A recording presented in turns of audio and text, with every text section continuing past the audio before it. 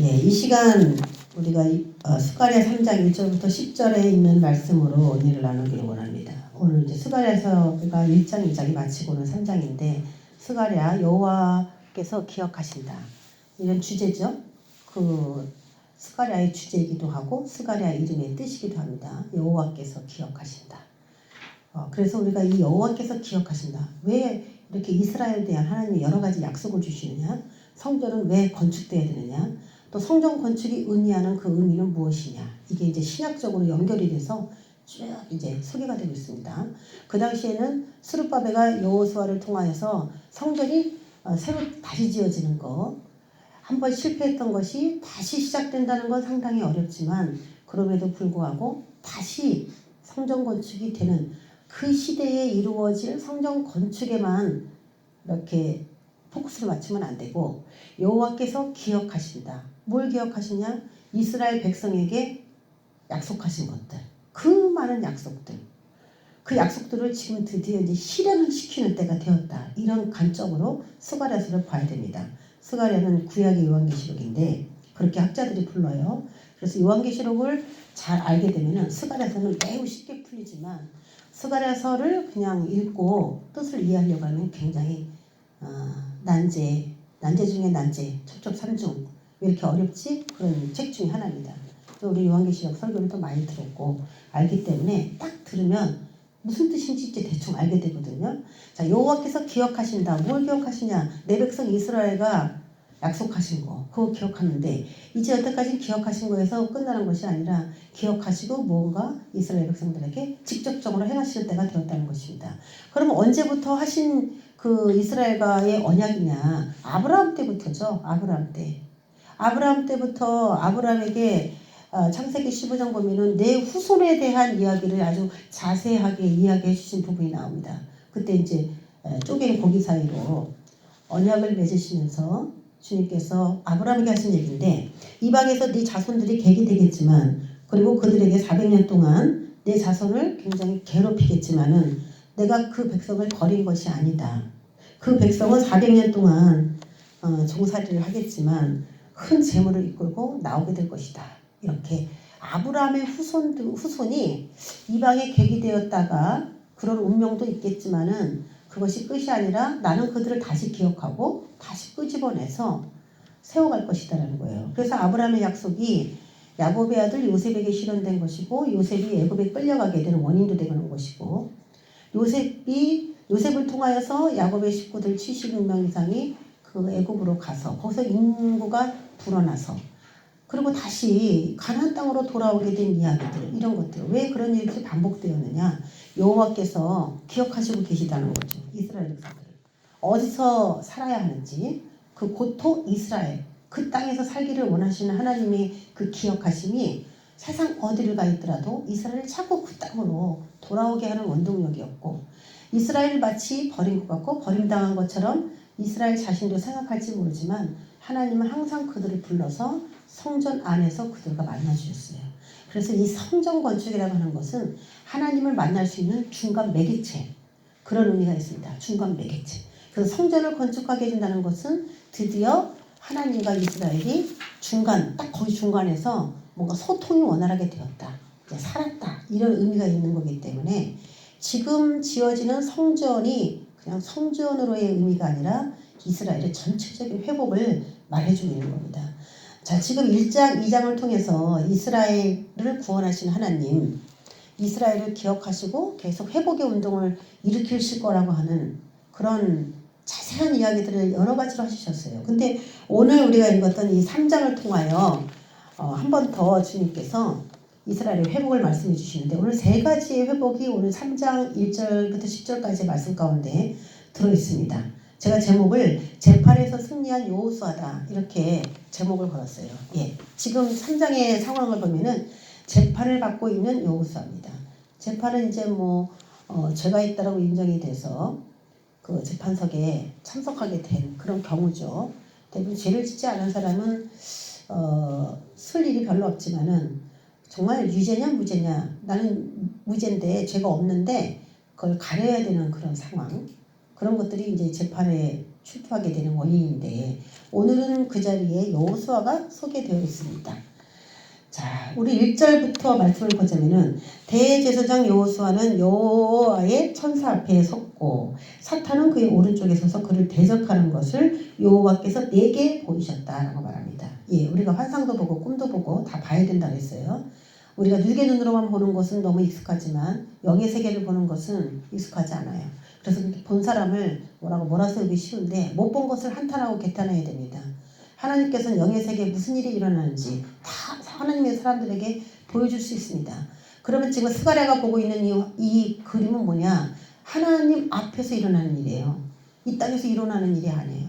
하늘에서 하나님 아주 가까운 곳에서 일어나고 있는 일을 스가랴에게만 은밀하게 보여주셨습니다.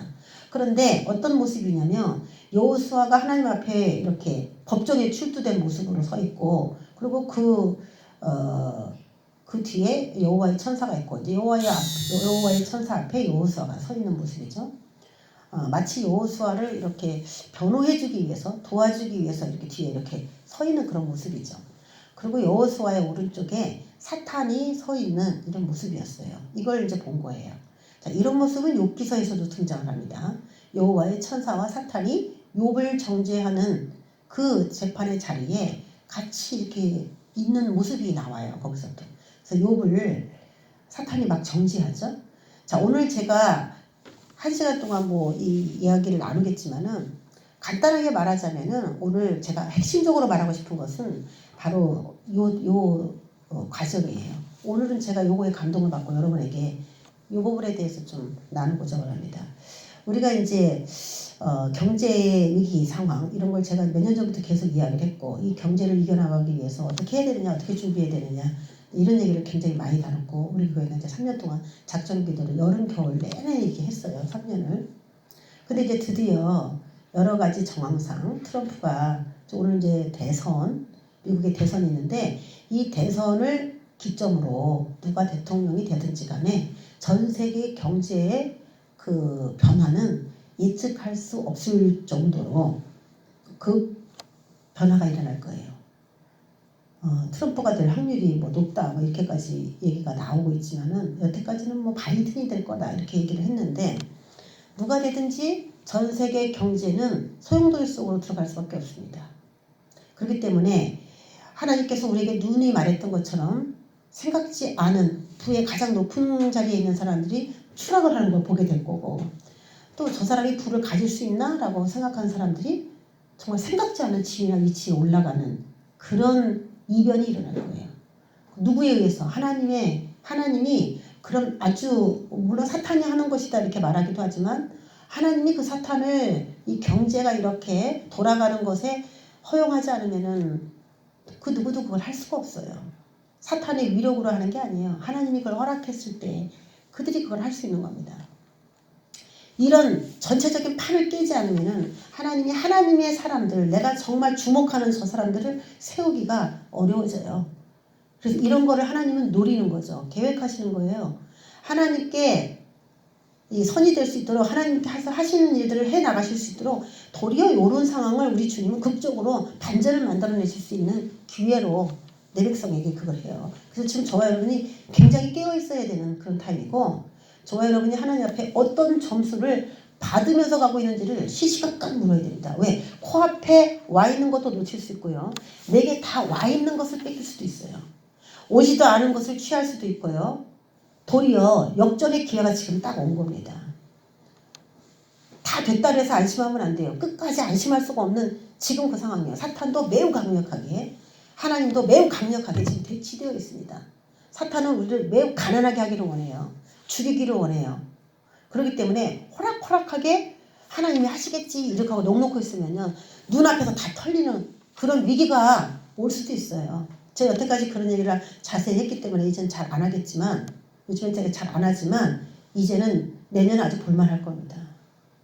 드디어 지금은 이제 살살 나오고 있어요. 제가 오늘 그걸 또 여러분의 카카오톡에도 보내드렸죠. 은행권이 붕괴되는 거 하루아침이고 내일이라도 당장 일어날 수 있는 일이고 누가 대통령이 되느냐에 따라 우리는 어쩔 수 없이 우리나라는 트럼프가 되든 바이든이 되든 우리나라는 어쩔 수 없이 위기 상황 속으로 들어갈 수밖에 없고 우리나라 원한은 아무도 알아주지 않기 때문에 우리나라의 경제는 더 위기 가운데 빠질 수밖에 없습니다. 자, 이런 가운데 하나님께서 오늘 이렇게 재판의 자리를 저렇게 설정을 하셨잖아요. 그러면 사탄도 이 기회에 믿음의 사람들을 제가 딱 세우고요. 막 정죄합니다. 축복하지 말아야 되는 여러 가지 상황을 막 얘기를 해요.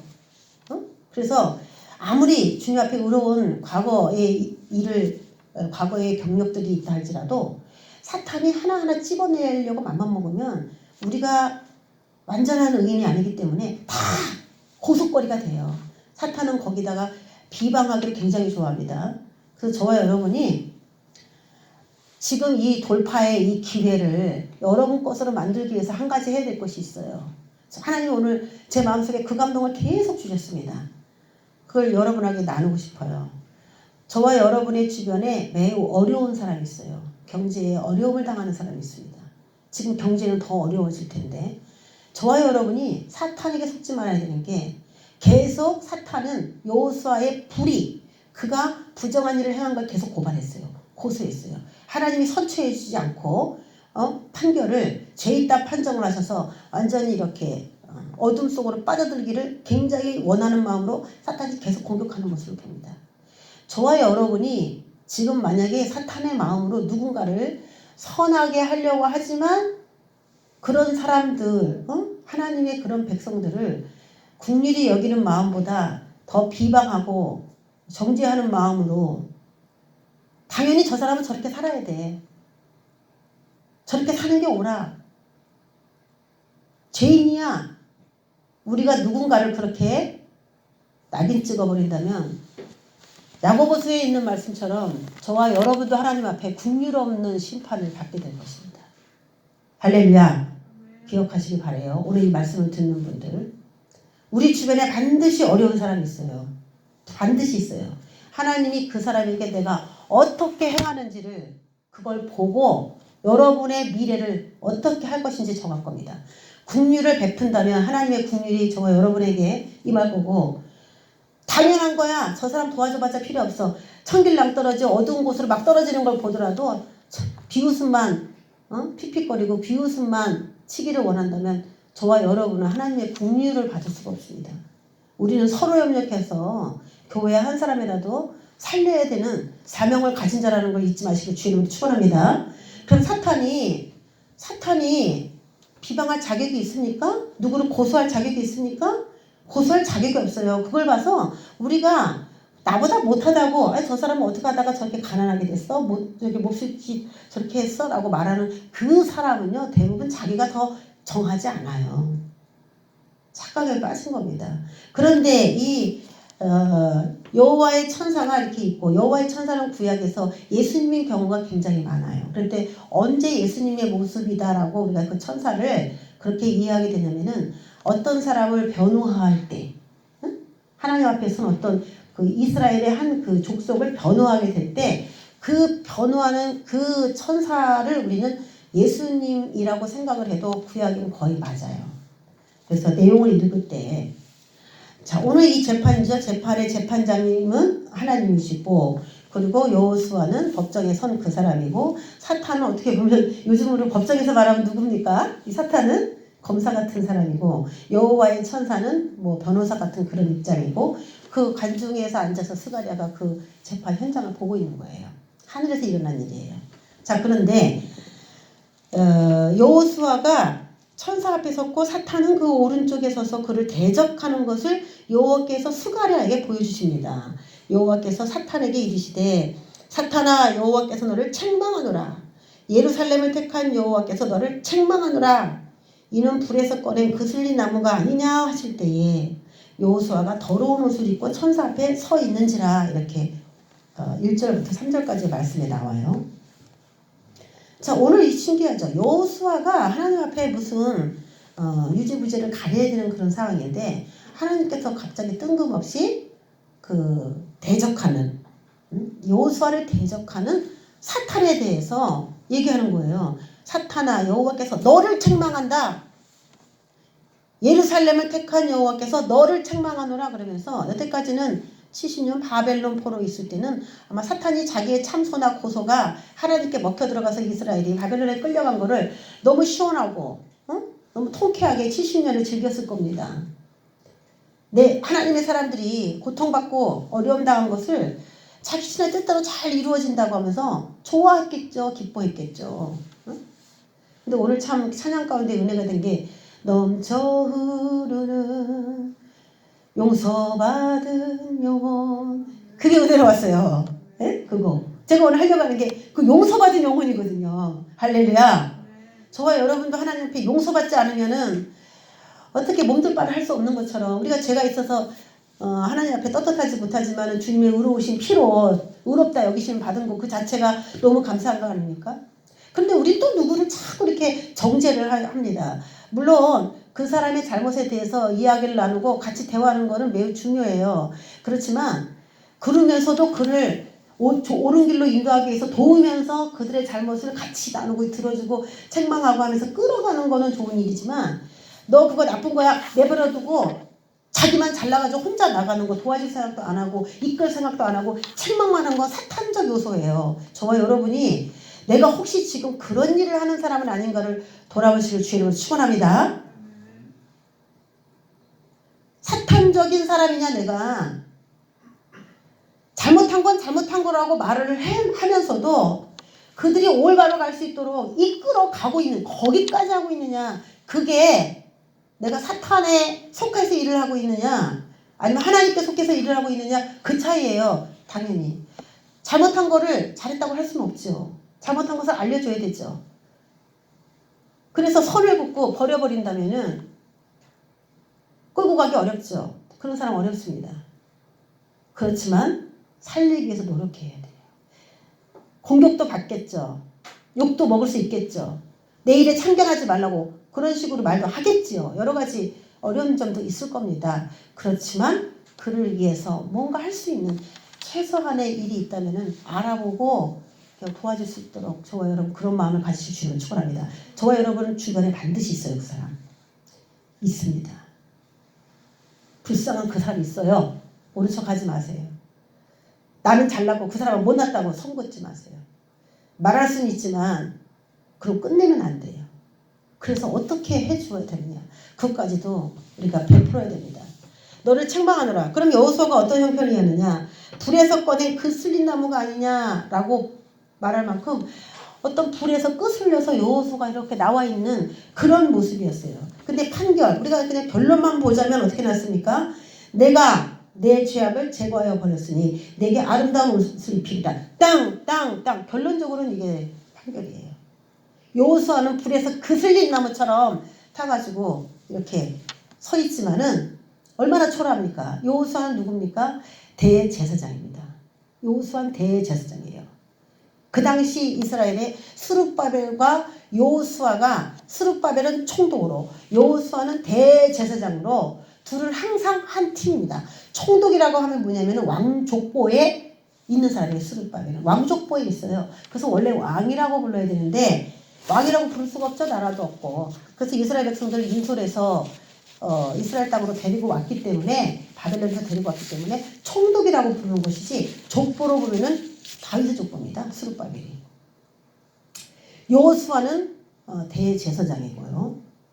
그 사람은 둘이 이스라엘 대표하는 리더입니다. 왕이고 대제사장이고. 이스라엘은 한 국가이기도 하면서 한 교회이기도 합니다. 국가가 교회 형태를 띠고 있어요. 그래서 이스라엘을 국가의 위치에서 해석을 해도 좋고 또 교회라고 해석을 하면서 은혜를 나눠도 이스라엘은 다 맞아요. 그런데 여호수아가 오늘 왜 등장을 했을까? 여호수아는 이스라엘을 대표하는 또 정치적인 스룹바벨은 정치적인 리더인 반면에 여호수아는 종교적인 리더입니다. 그러니까 지금 성전 건축에 대해서 얘기하고 있기 때문에 성전 건축이 되면 이스라엘이 일어나게 되어 있습니다. 거기서 하나님을 만나기 때문에 이스라엘이라는 국가는 당연히 회복되게 되어 있어요. 그런데 이 종교의 지도자인 여호수아를 회복을 시키면서 죄를 사한다는 얘기는 우상 숭배했던 모든 이스라엘의 죄를 사하고 성전에서 다시 만나주겠다라는 의미죠. 그러면 대제사장인 그 여호수아가 왜 그 그슬린 불 속에서 있다가 나왔다는 것일까? 자, 그런 게 이제 의문이죠. 자, 오늘 불에서 그슬린 그 여호수아를 사탄이 계속 공격하는데, 사탄은 어떤 존재냐면요, 우리 마태복음 25장 41절에 보면은 양과 염소 뭐 그런 비유들이 나옵니다. 24장부터 종말의 장, 심판, 하나님의 심판에 대한 장들이 쭉 열거가 되어 있는데, 왼편에 있는 자들에게 이르시되 저주를 받은 자들아, 염소죠? 나를 떠나 마귀와 그 사자들을 위하여, 마귀와 그 사자들, 마귀의 연합된 그 큰 무리들을 가두기 위해서 하나님께서 설정하신 게 뭐냐면 영원한 불이에요. 영원한 불에 들어가리라 해서 결국은 자기네가 불 속에 들어가서 태워질 존재입니다. 자신들이. 그런데 여호수아에게 도리어 불에 그슬린 그 모습을 보고 정죄를 하는 거예요. 자신은 영원히 꺼지지 않는 불에 들어갈 존재인 주제에 감히 여호수아가 불을 통과하고 그슬린 옷을 입고 나와 있는 그 모습을 보고서 더럽네, 부정하네 라고 손가락질하는 거예요. 저와 여러분이 누군가를 그렇게 손가락질한다면은 저와 여러분은 더 나쁜 사람이라는 얘기가 되는 겁니다. 이게 바로. 누구도 정지하지 마세요. 속상하고 안타까운 건 있어요, 분명히. 그렇지만 잘 되기를 빌어줘야 되는 그 마음을 여러분 꼭 가지시기 바랍니다. 이번 주 주일날 설교가 이긴 자였죠? 이긴 자. 그게 저와 여러분이 이기는 길이에요. 그게 이기는 길입니다. 사탄의 정죄에 내가 사용되지 않도록, 내가 이용당하지 않도록 그러는 겁니다. 그러면 하나님 앞에 범죄한 자가 영원한 불에, 마귀와 그의 사자들이 하나님 범죄했을 때 영원한 불에 들어간다는 걸로 봐서 여호수아가 불 속에서 나왔다는 얘기는 뭐 때문에 불 속에서 들어갔다 나왔는지 일단 답이 나왔습니다. 그렇죠? 마귀와 그 사자들이 하나님 앞에 죄를 지어서 영원한 불에 들어가게 된다면은 여호수아가 불에서 나온 이유가 뭐라는 거예요? 이스라엘이 죄를 졌기 때문에 불 속에 들어갔다가 법정에 서게 됐다는 얘기잖아요. 그렇죠? 그러면 이 불이 말하는 건 뭐예요? 불같은 시험, 불시험 오는 것을 이상한 일 여기지 말아라. 베드로가 그렇게 아주 유명한 얘기를 했어요. 자기는 고기만 잡았던 사람인데 그 놀라운 아주 유명한 말을 했습니다. 불시험 당하는 것을 이상하게 여기지 말라. 시험이라 그랬어요. 시험. 어려운 고비고비를 말하는 것이죠. 자, 그슬린 나무 여호수아, 그 이야기를 한번 보겠습니다. 그슬렸다. 이게 과연 무엇을 얘기하는 것일까? 아모스 4장 11절에 보면은 내가 너희 중에 성을 무너뜨리기를 하나님인 내가 소돔과 고모라를 무너뜨림 같이 하였으므로 너희가 불붙는 가운데서 빼낸 나무 조각같이 되었으나 너희가 내게로 돌아오지 아니하였다 라고 얘기를 합니다. 하나님께서 소돔과 고모라를 무너뜨림 같이 내가 너를 무너뜨렸는데 이렇게 말하지 않고 너희가 불붙는 가운데서 빼낸 나무 조각같이 되었다. 이건 뭐냐면 소돔과 고모라 같이 무너져 있는 이스라엘을 이야기를 하는 거죠. 그거를 불 속에서 빼낸 나무 조각이다. 그러니까 한 번 그냥 확 망했다가 너무너무 힘든 고비를 거치고 그리고 살아나 있는 그런 모습을 표현할 때 불에서 빼낸 나무 조각이다 이렇게 표현을 썼거든요. 그럼 불에서 나무가 얼마나 힘들었겠습니까? 그렇죠? 바벨론 70년 포로 생활은 이스라엘의 굉장한 어려운 그런 시간이었다는 것을 말해주고 있습니다. 불에다 집어넣는 거 왜 그런 일이 있을까? 우리도 이제 시험을 당합니다. 하나님부터 하나님 믿으면서 평탄한 것만은 아니라고 했습니다. 자, 왜 그럴까? 고전 3장 고린도전서 3장 13절에서 15절 말씀 보면 만일 누구든지 금이나 은이나 보석이나 나무나 풀이나 짚을 이 터 위에 세우면 이 터는 그리스도입니다. 그래서 우리가 예수라고 하는 그 터 위에 이제 내 자신의 행동이 어떠냐에 따라 그것을 집을 짓는다 이렇게 표현합니다. 예수를 믿는 사람이 예수 위에 내 삶을 이제 거기다 쌓아가야 되는데 어떤 삶을 쌓느냐에 따라 너 참 금으로 집을 지었네, 은으로 집을 지었네, 평생 네가 예수를 믿으면서 보석으로 집을 지었네, 나무 풀집으로 집을 지었네 라고 말을 합니다. 집을 지었네 이거 무슨 말이냐면 살아갔네요. 예수의 터 위에 네가 어떤 삶을 살았구나 이거예요 결국. 그런데 각 사람의 공적이 나타날 것이다. 그 공적은 일한 것입니다. 일한 것. 그 사람이 어떤 일을 한 거. 각 사람의 공적이 나타날 터인데 그날이 공적을 밝히리니 그 그날이라고 하는 그날이 있다는 거예요. 이걸 우리가 심판의 날이라고 하죠. 예수 위에서 살아갔지만 과연 그 행한 것이 잘 보이기 위해서 행했느냐. 율법적으로, 외적으로 잘 보이기 위해서. 교회에서 사람들이 막 나를 알아주기 위해서 행했느냐. 아니면은 하나님을 위해서 행한 것이냐. 어떤 의도냐. 그 의도가 선하냐. 동기가 선하냐. 그 여러 가지 그런 것들을 하나님이 다뤄봐요. 그러니까 교회에서 우리가 볼 때는 저 사람 대단해 라고 말하지만 하나님이 볼 때는 위선자다 라고 말을 할 수가 있는 것이고 묵묵히 아무도 안 알아놔주는 곳에서 열심히 교회를 위해서 수고하고 헌신하는 하나님을 위해서 뭔가 좋은 일 없나?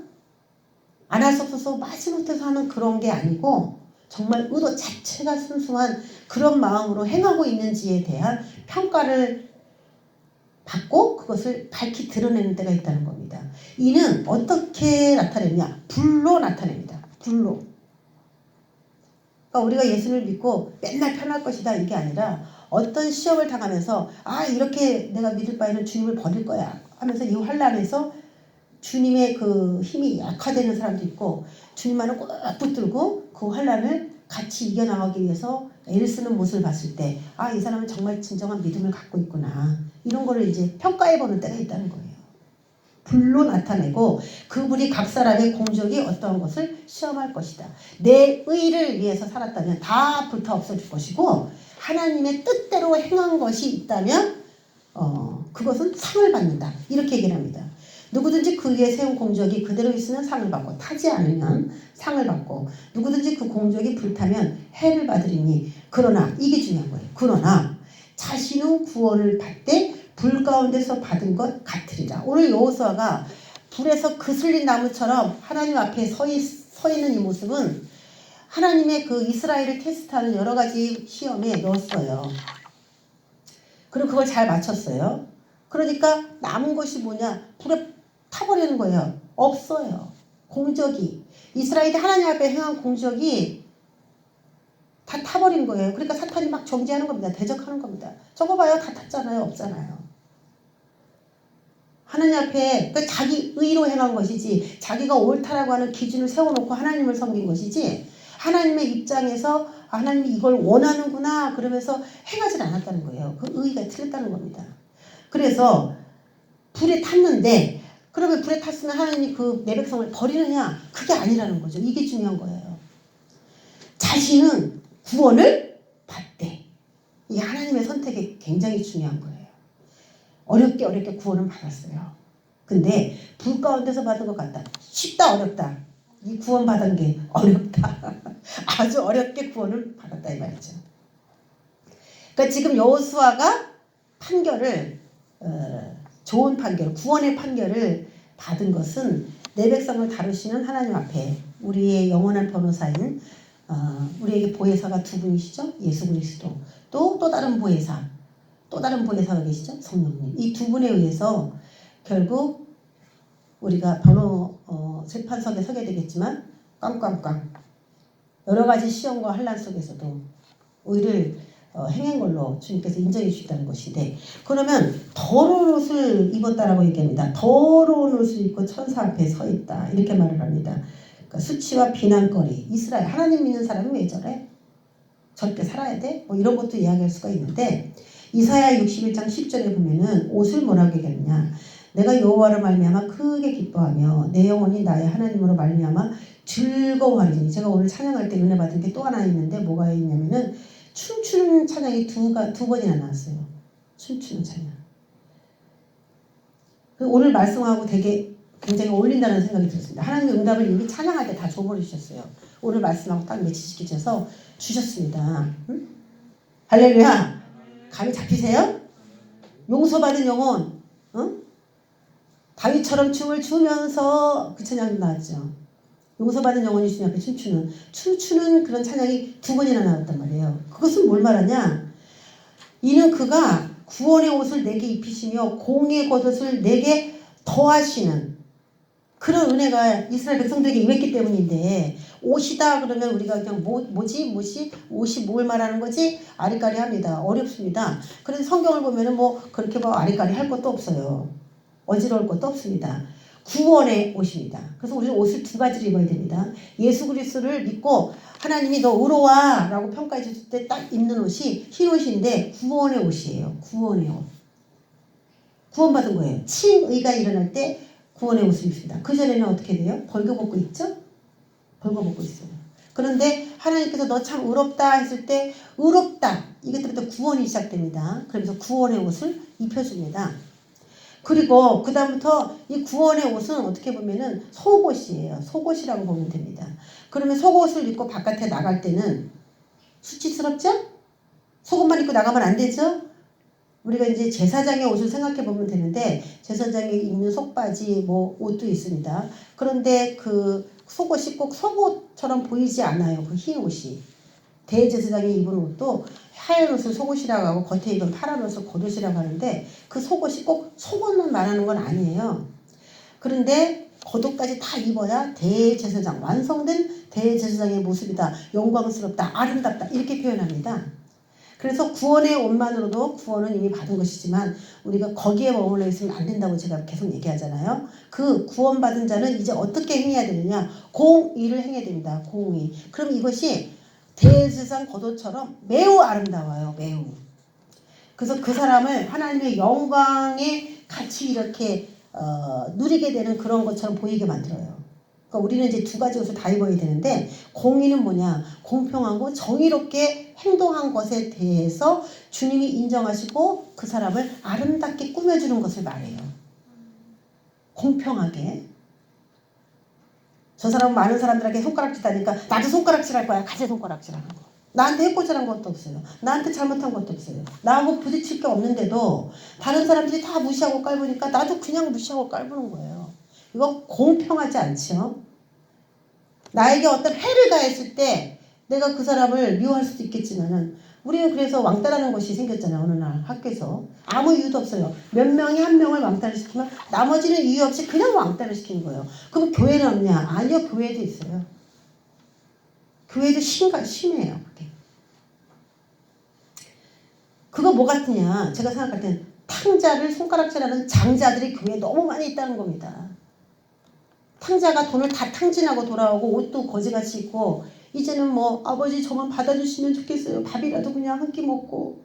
아버지가 그래 너는 돈 다 가지고 다 탕진하고 그런 식으로 살았으니까 너 우리 집에 돼지 치고 돼지에게 먹이 줄 때 너도 밥 줄 테니까 너 거기 살아라. 아버지가 그러지 않았어요. 하나님은 그렇게 하지 않았어요. 근데 그렇게 하기를 원했던 게 누구냐? 교회 안에 있는 그 장자들이었어요. 지금 저와 여러분이 그 장자같이 하기가 굉장히 교회 안에서 쉽다는 겁니다. 그걸 책망하고 있는 게 탕자의 비유잖아요. 다 탕진해갖고 저렇게 돌아다니니까 저 꼬라지로 다니니까 너는 그냥 정죄받아도 넌 할 말이 없는 거야. 물론 그렇게 살면 안 된다고 말을 해줘야 돼요. 아버지도 아마 조근조근 설명했을 거예요. 이제는 알았지? 너 그렇게 살면 안 된다는 걸 알았지? 하면서 이제 그렇게 하면 안 돼? 라고 아버지가 말했겠죠. 그렇지만 일단 어떻게 했나요? 채색 옷을 입히고 반지도 끼워주고 살찐 고기 잡아 먹여놓고 한숨 돌리게 하고 탕자에게 앞으로 남은 인생을 어떻게 살아야 될지에 대해서 조언했을 겁니다. 우리에게 그런 마음이 필요한 거예요.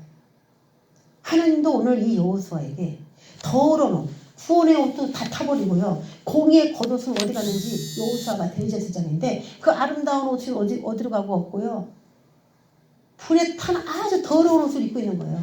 남들이 손가락질하기 딱 좋죠. 야, 네가 대제사장이냐? 성전이 건축돼도 네가 문제다. 네가 문제야. 너 때문에 성전에 누가 대제사장 역할을 하겠어? 그렇게 생각하겠죠.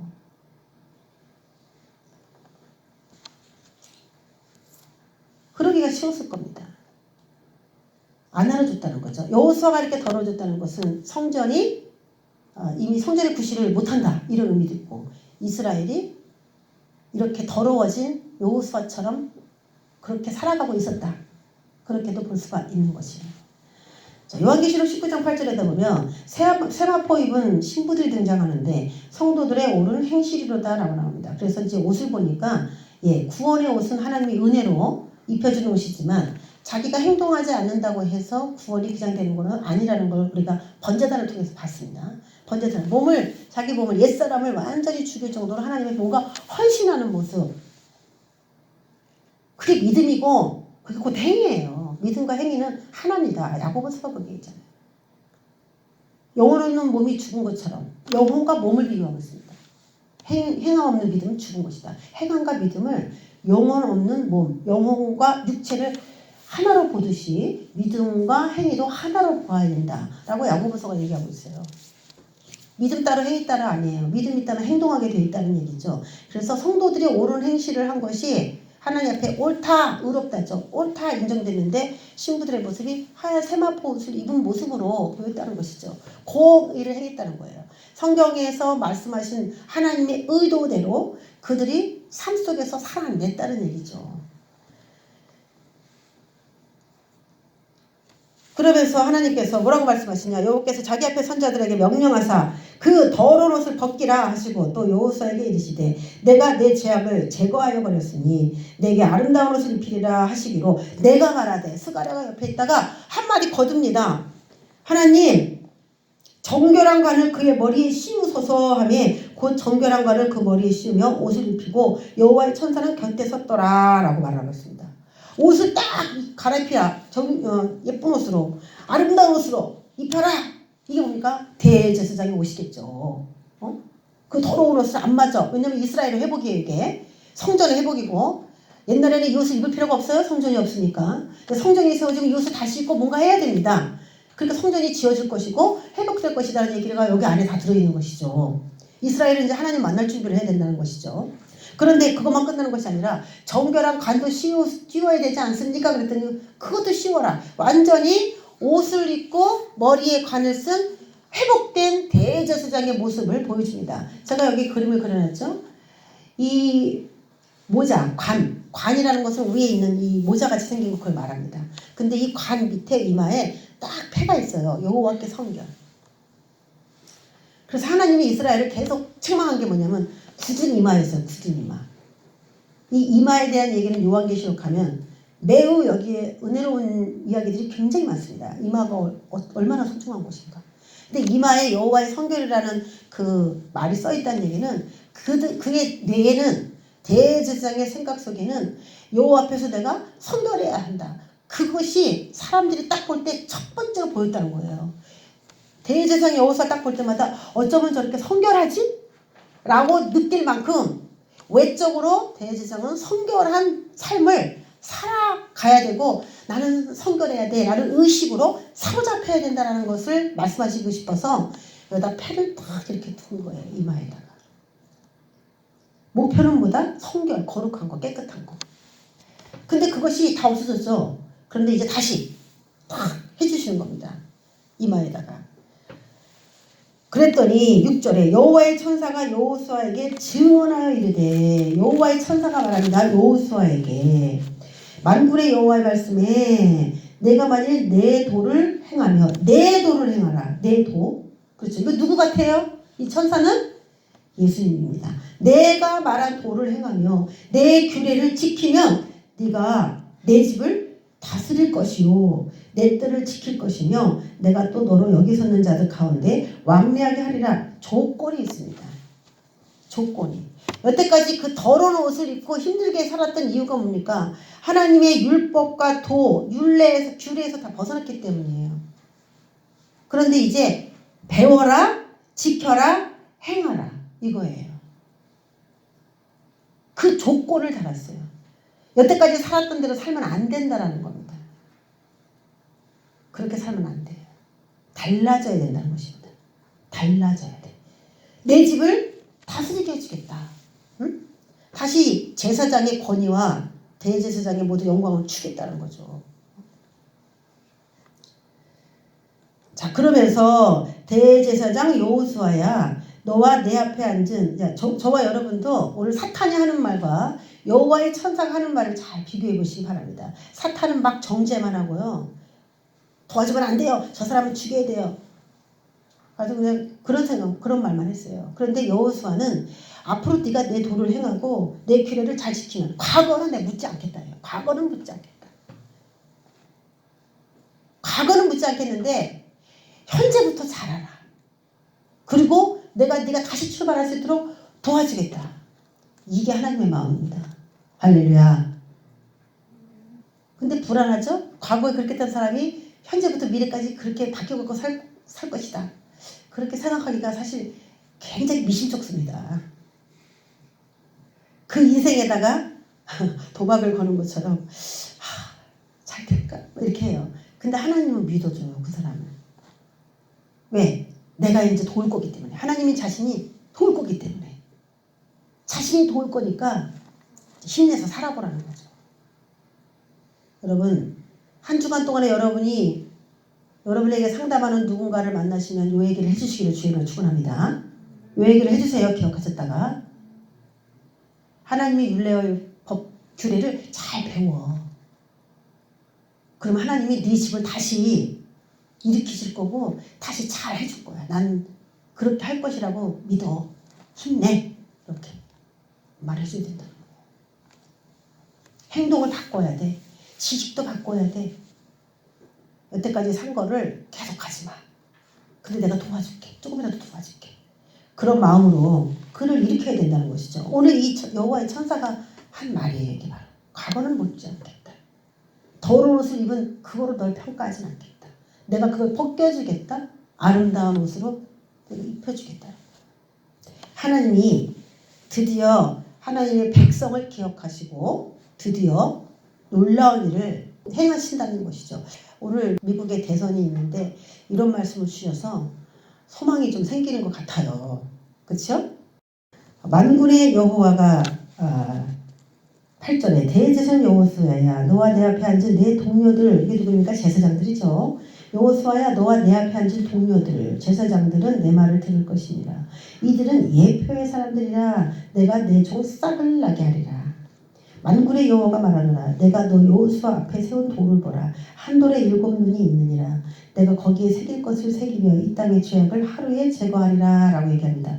이건 뭐냐면 여태까지 스가랴가 본 환상은 뭐냐면 예표의 사람들이라는 겁니다. 예표의 사람들. 무언가 하나님께서 말을 해주고 싶어서 지금 스가랴에게 이 환상을 보여줬다는 거예요. 그러니까 이 환상을 이렇게만 해석하면 안 된다 이거죠. 이건 예표다 이거 예표. 환상에 대해서 이제 그 다음에 해석이 나옵니다. 내 종 싹을 나게 하리라 싹. 그리고 여호수아 앞에 있는 돌에 대해서 얘기합니다. 여호수아 앞에 세운 돌을 보라.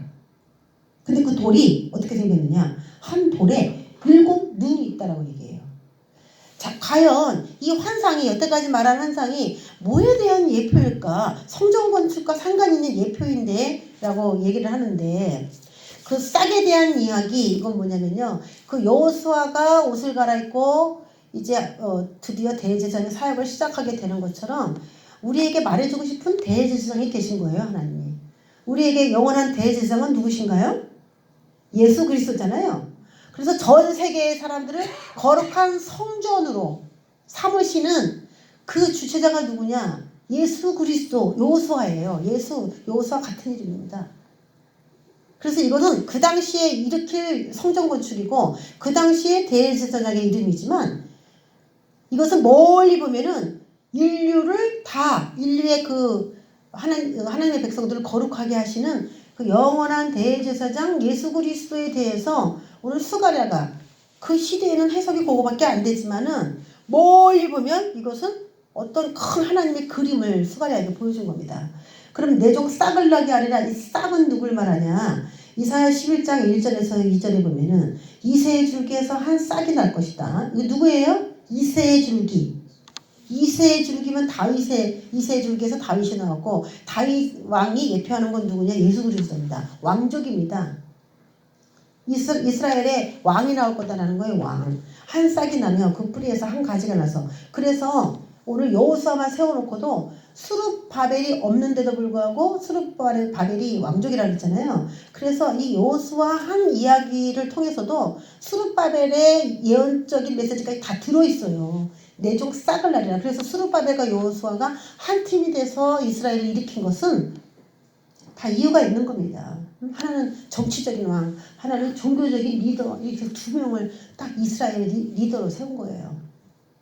근데 여호수아에 대한 약속 속에서도 이미 또 여기 그 이야기가 다 나오죠.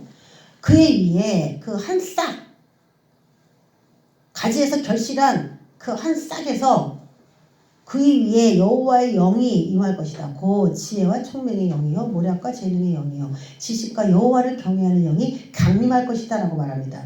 그래서 성령님을 말하죠. 이거 싹이 예수님이니까 당연히 이 그의 위에 임하는 영은 성령님인데 성령을 일곱 영이라고 하는데 일곱 영이라는 것을 오늘 그 이사야 11장 2절에 보면은 지혜의 영, 총명의 영, 모략의 영, 재능의 영, 지식의 영, 여호와를 경외하는 영, 이것을 한마디로 말하면 여호와의 영. 그래서 다 펼쳐놓고 말하면 7개의 영이에요. 여호와의 영이라고도 하고 지혜의 영이라고도 하고 총명의 영이라고도 하고 모략의 영, 재능의 영이라 그렇게 불러도 되는 거죠. 7가지 이름을 갖고 계신데 그분은 이제 성령입니다. 이사야를 보면 너무 정확히 알 수 있죠. 그리고 여호수아 앞에 세운 돌 이야기를 하는데 여호수아는 예수님을 말한다 했어요. 그런데 이 여호수아 앞에 세운 돌, 근데 한 돌에 7 눈이 있다. 이 얘기랑 짝짝이 맞는 신약은 요한계시록 5장 6절입니다.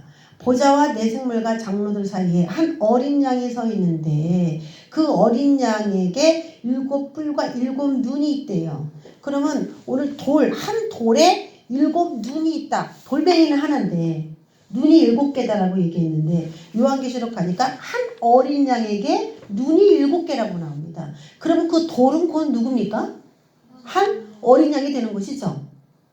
그래서 어린 양을 돌로 불렀다라는 것이죠. 스가랴서에서는. 근데 왜 예수님이 머리가 나쁘신가요? 왜 돌이라고 불리죠? 왜 돌이야? 산돌, 모퉁이 돌, 보배로운 돌. 그 돌이라는 이름을 왜 썼냐? 성전 건축할 때 건물을 지으려면 필요한 돌이 있거든요. 그 돌. 그래서 전 세계의 사람들을 거룩한 성전으로 하나님 나라의 거룩한 성전으로 지어지려면 그 중요한 돌이 있다는 거예요. 그 돌 역할을 예수님이 하시면 거기다가 돌을 연결해서 거대한 성전을 지어갈 수 있다라고 하는 그래서 돌 얘기를 하는 거예요. 7 눈이 있으니 이 눈은 무엇이냐? 이 눈들은 온 땅에 보내심을 받은 하나님의 7 영이더라 하면서 이사야 11장 1절 2절과 요한계시록 5장 6절의 이야기가 딱 맞아 떨어지게 되는 겁니다. 그래서 하나님의 7 영은 자연스럽게 뭐라고 해석을 해도 됩니까? 성령이다라고 해석이 되는 것입니다. 요한계시록 5장 6절의 해석이 그렇게 되는 거예요. 눈이라고도 얘기하고 영으로라도 같이 얘기해도 된다는 거예요. 같은 말이라는 거죠. 영은 곧 눈이다. 그러니까 이것을 뭐 7 천사장이니 어쩌니 그런 얘기를 하지만 아니죠. 분명히 이사야서랑 비교를 한다면은 오늘 스가랴서를 하는데도 불구하고 요한계시록에 답이 일단 나왔다는 것이 이것은 성령을 상징한다는 것입니다. 자, 돌에 대해서 이야기를 해보겠습니다. 마태복음 21장 42절에 보면은 예수께서 이르시되 너희가 성경에 건축자들이 버린 돌이 모퉁이의 머릿돌이 되었나니 건축할 때 가장 중요한 그런 돌이라는 겁니다. 이것은 주로 말미암아 된 것이요. 이 주가 뭡니까? 내 종 싹을 나게 하리라. 요수 앞에 있는 그 돌에 있는 7 명이 같이 한다는 거예요. 내 종 싹하고. 그러니까 예수님과 성령님은 따로 뗄래야 뗄 수가 없지요. 예수님 위에 성령이 기름 붓듯 부어져서 그가 착한 일을 행하시고 마귀의 눌린 자를 고치신 것이지 예수님 따로 성령님 따로 그렇게 사역할 수가 없어요. 예수님과 성령님이 한 하나님으로서 사역을 하셨단 말이에요. 같은. 그래서 이것은 주로 말미암아 된 것이요. 우리 눈에 기이하도다 하면 읽어본 일이 없느냐. 그러니까 지금 성전 건축을 통해서 하나님이 보여준 걸 그 당시에 사람들이 이해를 여기까지 했는지 모르지만 예수님이 재림하셔서 이 땅을 하나님 나라로 이렇게 올려드리는 그 순간까지 많은 주의 백성들이 거룩한 하나님의 집으로서 지어져가는 폭넓은 설계도를 지금 수갈하게 보여주기 때문에 이걸 수갈해서만 읽고서 해결하려면 이게 어려운 겁니다. 이게 그 당시에 성전 건축으로만 이야기하려면 간단한데 이게 예표의 사람들이거든요. 이게 다 예표의 사람들. 그럼 누구를 예표했냐 이거죠. 누구를 예표했느냐. 누구를 예표한 것이냐? 영원한 대제사장. 히브리서에서 예수 그리스도를 영원한 대제사장이라고 말합니다. 그리고 교회의 머리다라고 말합니다. 교회, 에베소서에서 말하죠. 교회의 머리이신 예수 그리스도. 전 세계 성전, 저와 여러분의 몸을 말합니다. 저와 여러분의 몸. 거룩하게 자신을 갖고 가는 그 사람들. 거룩한 사람들을 세우실 유일하신 돌. 그래서 어마어마한 넓게 보고 그리는 성전까지 스가랴가 본 거예요.